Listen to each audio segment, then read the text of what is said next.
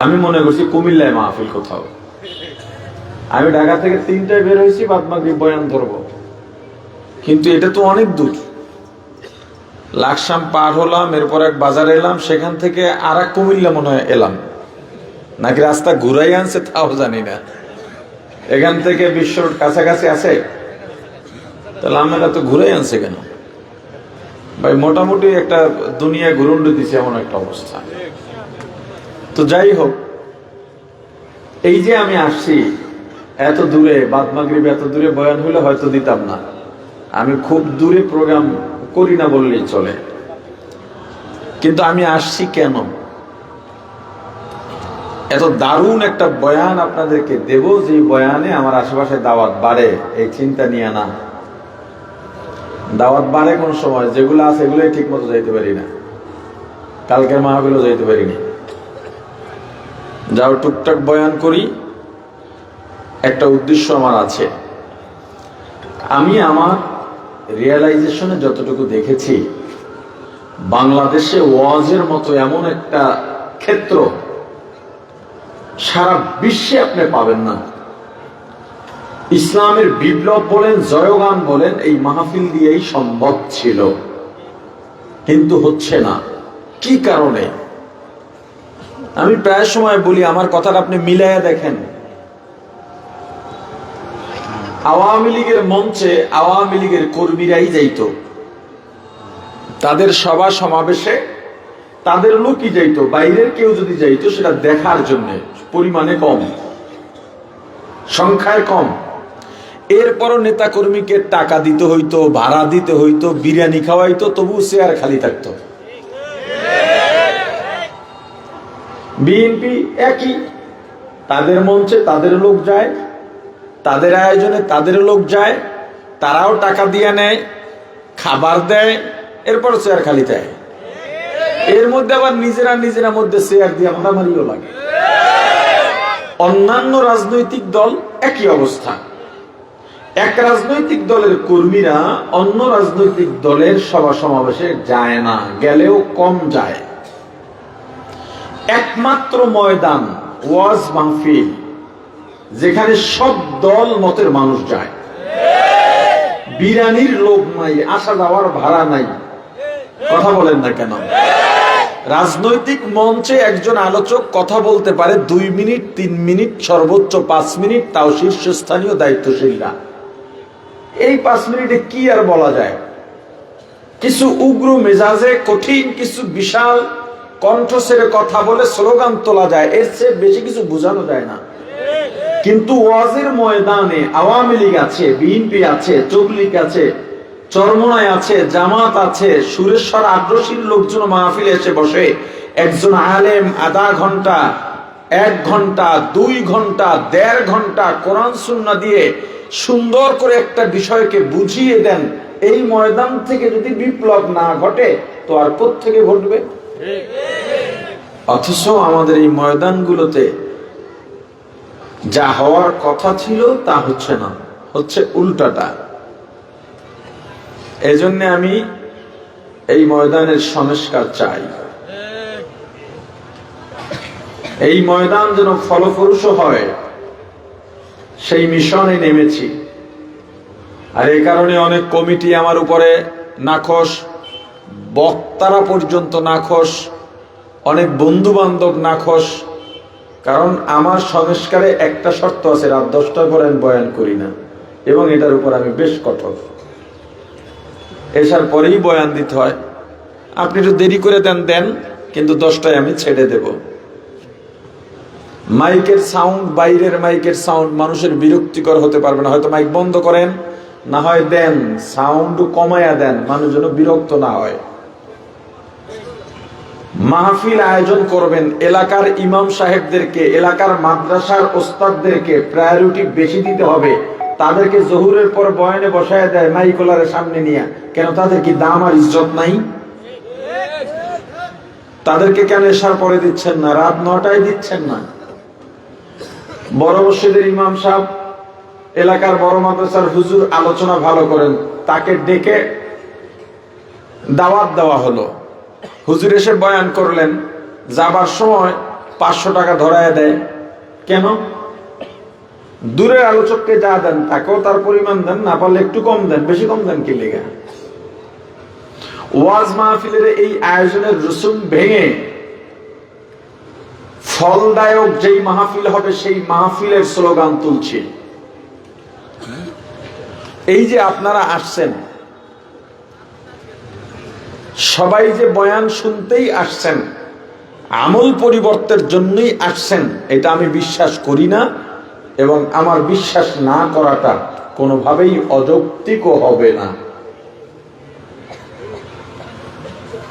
ওয়াজের পরে পর্দানসীন মহিলা বাড়বে, নামাজি বাড়বে, হালাল কামাই করা মানুষ বাড়বে, হালাল ব্যবসায়ী বাড়বে।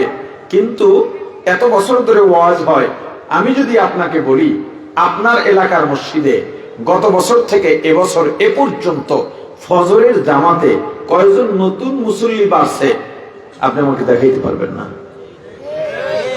তার মানে ওয়াজ দিয়া কি ফায়দা হয় না? হয়। যেই ফায়দা বা উপকারটা হওয়ার কথা ছিল সেই ফায়দা বা উপকারটা হচ্ছে না।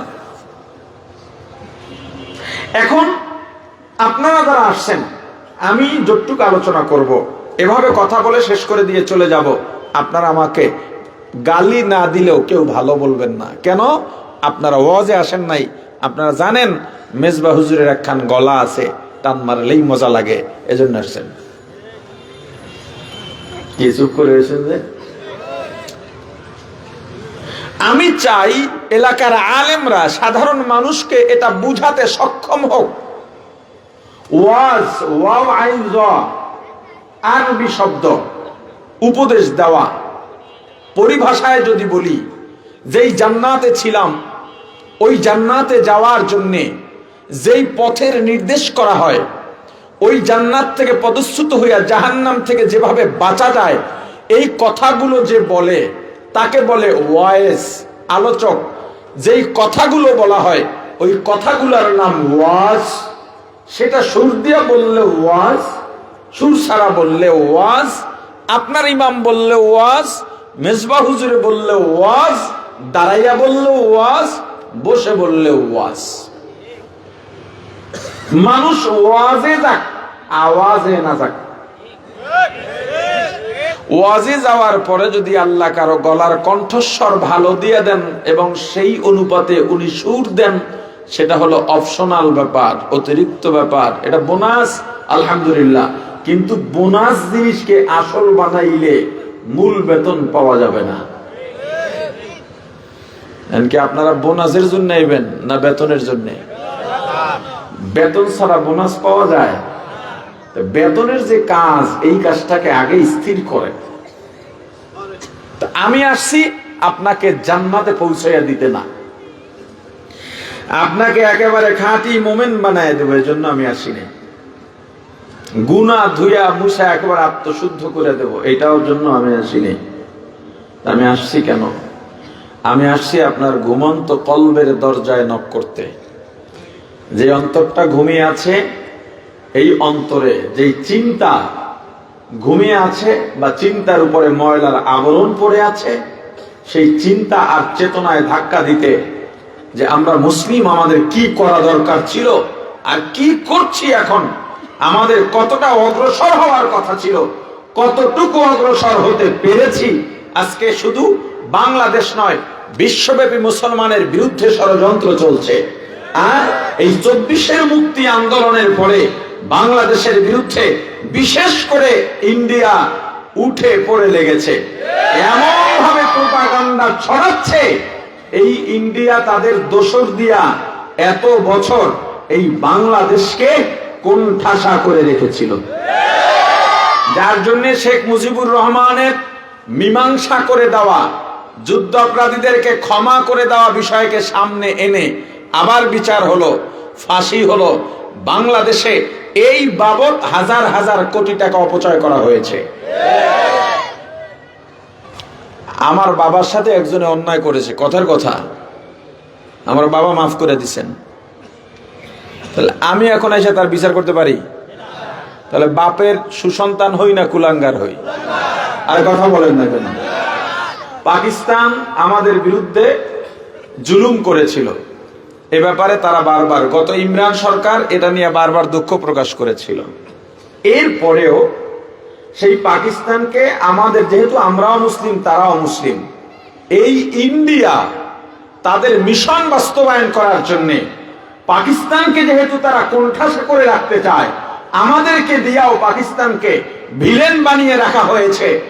আমি পাকিস্তানের দালালি করছি না, পাকিস্তান আমার কিছু আসে যায়ও না, পাকিস্তানও আমার কাছে ভিন দেশ, ইন্ডিয়াও আমার কাছে ভিন দেশ। কিন্তু আমরা বাংলাদেশিরা মুসলমানদের সাথে মিল না রেখে এত বছর ইসলাম বিদ্বেষীদের অলিখিত গোলামি করে যেতে হয়েছে। আচ্ছা, এই যারা পোলাপান ফেসবুক টেসবুক চালায়, কিরে ইন্ডিয়া কি করে? এই যে একটা মলম বিক্রেতা আছে না, কিরে জানোস নি কি করে? হ্যান তো দৌড় দিয়ে হ্যানো যায়, হ্যান তো দৌড় দিয়ে, পাগল হয়ে গেছি গা। এখন নতুন কি চলতেছে?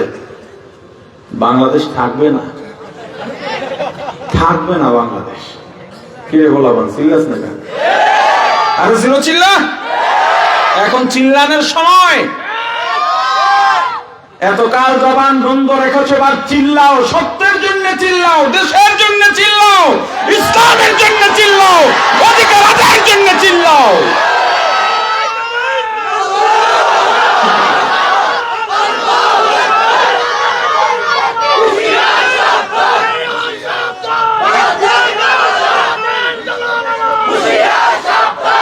বাংলাদেশ থেকে ইন্ডিয়ার দালালরা বিতাড়িত হবে।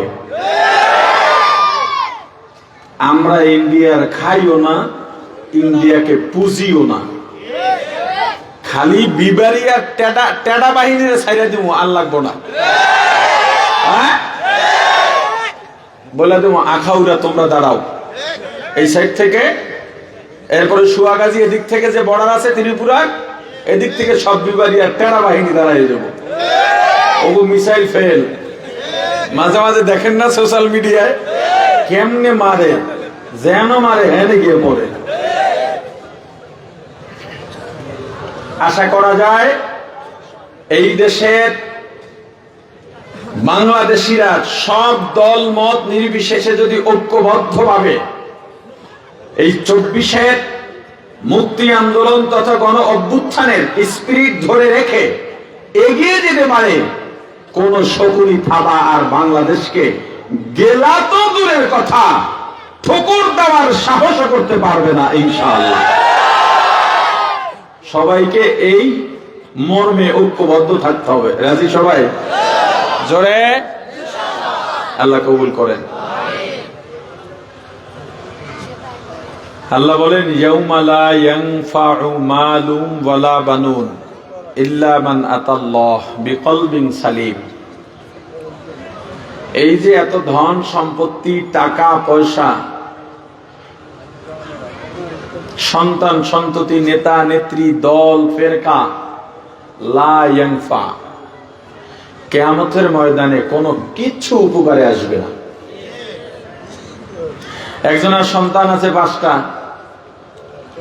নেতা, ইঞ্জিনিয়ার, সম্পদওয়ালা, প্রভাবশালী, প্রশাসনে কোনো লাভ নাই। একজনের অনেক সম্পদ আছে, পদ পদবি আছে, লা ইয়ানফা, কিয়ামতের ময়দানে কোনো উপকারে আসবে না। পয়গম্বর ইব্রাহিম আলাইহিস সালাম কিয়ামতের ময়দানে দেখবেন কঠিন অবস্থা চলবে। কিয়ামতের ময়দানটা কত কঠিন হবে। ইসরাফিল ফিরিস্তার সিঙ্গার ফুৎকার যখন 3টা শেষ, মানুষগুলো কেউ সাওয়ারিতে চড়ে হাসরের ময়দানে